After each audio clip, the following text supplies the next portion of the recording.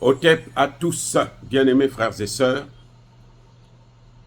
Klaus Schwab, le patron du Forum économique mondial, le créateur du gouvernement mondial, jette l'éponge. Oh, oh, c'est une bombe. Mais les amis, c'est une bombe. Lui qui a créé, qui était en train de préparer un gouvernement mondial qui contrôlait tout le monde, y compris le président des États-Unis d'Amérique, y compris la Russie, la Chine, Klaus plutôt, Schwab, démissionne. Il quitte ses fonctions après 50 ans de service. Il va être probablement remplacé, il y a des noms qui circulent, parmi lesquels Christine Lagarde et Tony Blair. Christine Lagarde, c'est celle qui a échoué là au FMI, et Tony Blair, ben, c'est le grand criminel qui a fait la guerre en Irak avec George Bush. Ils sont allés massacrer, raser tout un pays. Voilà ceux-là qui veulent gouverner le monde. C'est vrai que le cas de Christine Lagarde, les Français vont soutenir. Ah, ben Macron, il adore ça, parce qu'il croit que si elle est là, bon, c'est elle qui va... Actuellement, elle est à la Banque Centrale Européenne. Et vous ne pouvez pas occuper ces postes-là si vous n'avez pas le soutien de votre gouvernement. Donc Emmanuel Macron l'a soutenu et va continuer à la soutenir. En pensant que s'ils prennent le Forum économique mondial, la France va remonter. La France est le seul pays qui a encore des colonies en Afrique. Et dans les territoires d'outre-mer. Vous savez, la Guadeloupe, la Martinique, la Nouvelle-Calédonie qui est actuellement à feu et à sang, hein, à cause de ces mêmes Français, ce sont des colonies.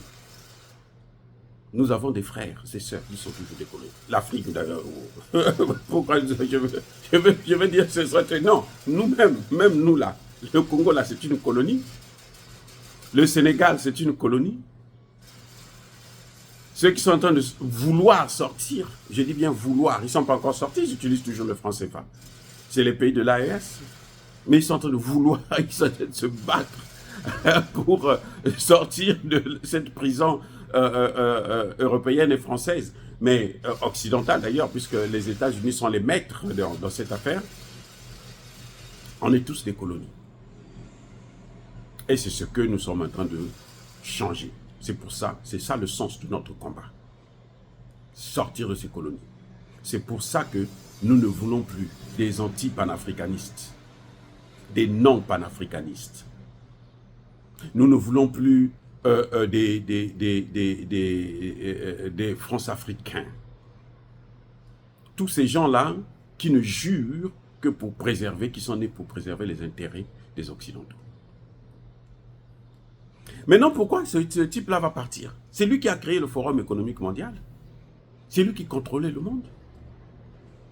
C'est lui le grand... C'est-à-dire qu'au-dessus de tout le monde, là, le grand patron des Tidiam Cham, hein, des Ousmane Sonko, toute la clique là, le grand patron, en fait, des Macron, c'est lui le grand patron. Pourquoi il part? Parce que ça a échoué. C'est un signe de l'échec du mondialisme, de l'unipolarité. C'est ça le signe. Ça montre bien que l'unipolarité, là, ce n'est pas la bonne voie. Ils ont toujours tout fait pour que l'Afrique ne décolle pas. Maintenant, eux-mêmes, ils sont coincés. Ils ne peuvent plus. Ils ne peuvent plus. Sans l'Afrique, vous ne pouvez pas gouverner le monde.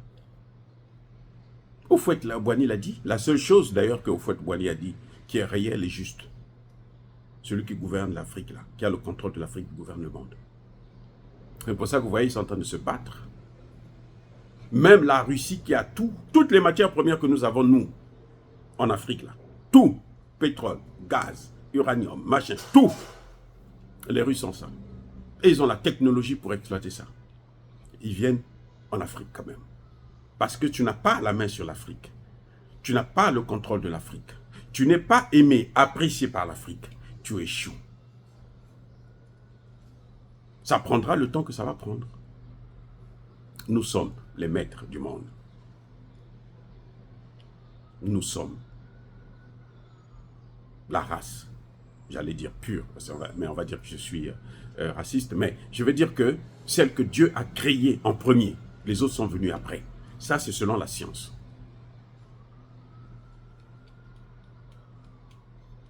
Donc, ce que vous voyez là, si on va prendre par exemple Tony Blair, on le met là. Ok, très bien. Mais Tony Blair va être poursuivi. Tony Blair va être poursuivi aussi pour crime contre l'humanité, crime de guerre. Ça va venir. Ce que vous voyez, c'est avec Israël, là, avec les Netanyahou et son ministre de la Défense. Mais c'est une grande première. C'est un signe qu'ils vont tous passer par... C'est pour ça qu'ici aux États-Unis, ils sont tous furieux.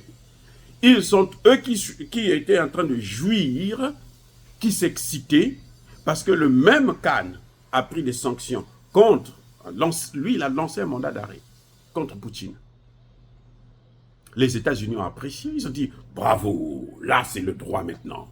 Là il y a la justice internationale. » Maintenant, qu'est-ce qui se fait? Ça se retourne sur eux-mêmes.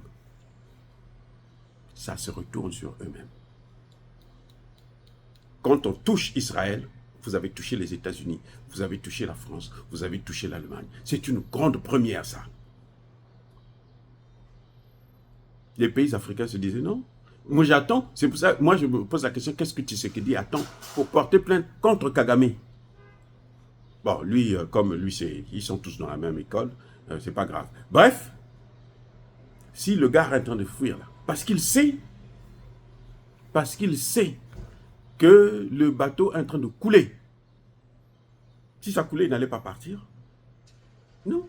Ce qu'il a bâti lui-même pendant plus de 50 ans, il était proche de la victoire.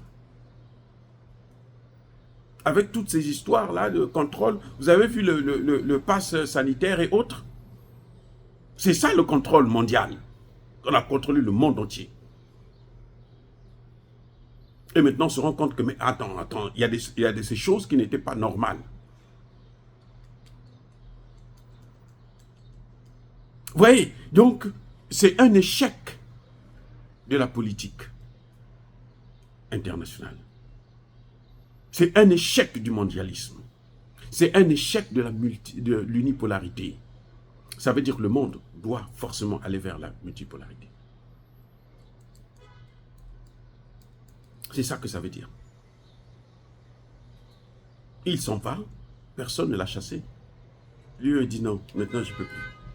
Il a peur de ce qui peut arriver. Il a peur de ce que... Vous voyez ce qui arrive à Netanyahou? Même si, puisqu'on a seulement requis, un mandat d'arrêt, mais on n'a pas émis le mandat d'arrêt. Mais si on arrive si un jour on émet, même si on n'émet pas le mandat d'arrêt, le fait d'avoir demandé qu'on puisse le poursuivre, c'est déjà trop. C'est une grande victoire. D'abord pour qui? Pour l'Afrique du Sud. Ce que je reproche à l'Afrique du Sud, c'est de s'occuper des autres, du voisin, mais pas de lui-même. C'est ça que je reproche. Sinon, je pense que l'Afrique du Sud a fait un travail formidable. Aujourd'hui, beaucoup de pays du monde entier sont en train de rallier, soutenir cette plainte de l'Afrique du Sud. Oui. Et donc, et ça montre la place que l'homme noir doit jouer dans le monde. Et c'est pour ça qu'il a toujours été persécuté par les autres. Soyez bénis, abondamment bénis par le Dieu des Kémites et par nos ancêtres angélisés. En tout cas, moi, je ne regrette rien que ce type-là puisse quitter le Forum économique mondial. Je ne veux même pas pleurer si ce Forum économique mondial est mort, disparaît. Ça ne dit absolument rien parce que ça n'apporte rien, ça n'a rien apporté dans ma vie, dans la vie de mon peuple, le peuple noir. Au contraire, ça a tout fait pour freiner l'homme noir de son évolution. Soyez bénis, abondamment bénis par le Dieu des Kémites et par nos ancêtres angélisés. Mais que tous ceux qui persécutent le continent africain, le pillent et le déstabilisent, qu'ils soient noirs, blancs, chinois, arabes, juifs, indiens ou qui qu'ils soient punis, maudits, foudroyés, neutralisés, écrasés, effacés par le Dieu des Kémites et par nos ancêtres angélisés. Vive l'Afrique éternelle. J'ai dit et j'assume.